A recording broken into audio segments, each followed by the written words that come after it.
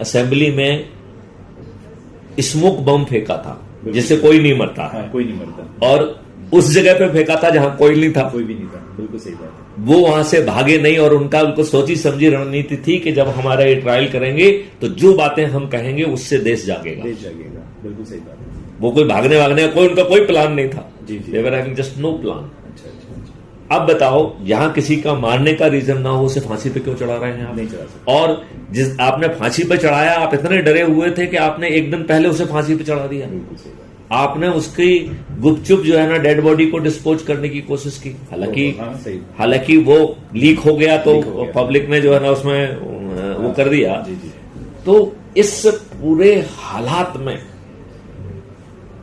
जहां चारों तरफ बगावत थी, जहां पर अंग्रेज ने कहा था कि हम 1948 में आपको देश की बागडोर थमा देंगे, इंतरिम सरकार उन्होंने 1946 में दे दी और उसके 10 महीने पहले देश की बागडोर भी आपको संभाल के भाग गए। बिल्कुल सही बात है। राइट। ये किसी को नहीं पता एक्चुअली, पब्लिक डोमेन में खासकर ये पब्लिक डोमेन में अवेलेबल है, लेकिन कोई पढ़ता नहीं है और किसी ने उसको लिखा नहीं है। लिखा नहीं। अदरवाइज लॉर्ड आर्चन लेक के जो पत्र हैं उनकी किताब छपी है। It is available in internet. Right. मैंने वो तो उसी से पढ़ा है। नहीं, हाँ, उस बारे में बात नहीं करता, लेकिन कोई बात नहीं कोई करता। मीडिया बात नहीं करता। कोई मीडिया बात नहीं करता है। नहीं, क्योंकि उसको सेंसर करके रखा गया था उस समय। सही बात है। राइट। अब इसको देखो,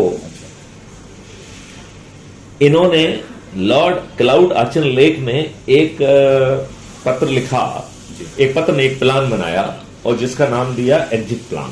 अच्छा।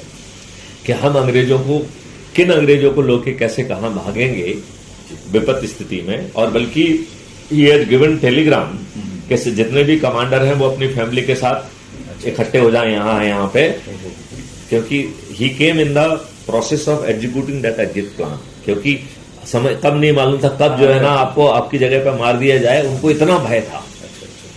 मतलब भय कितना रियल होगा ये मैं आपको मतलब वो कम्युनिकेट करने की कोशिश कर रहा हूं कि डर कितना बड़ा था। मतलब इसका टेलीग्राम है कि उन्होंने अपने सभी कमांडर्स को उनकी फैमिली के सहित एक जगह पे इकट्ठा करने के टेलीग्राम दिया कि पहुंचो यहां पे। मतलब वो भय बताता है। वो जो है जवाहरलाल नेहरू और सरदार पटेल और इनके पास जाते हैं और कहते हैं भैया अपने लोगों से कहो कि हम आपको इंतरिम सरकार अभी दे रहे हैं, ये शांत हो जाए।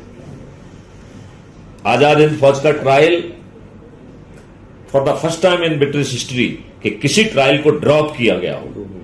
It is dropped, it is not postponed, it is dropped. British इतिहास में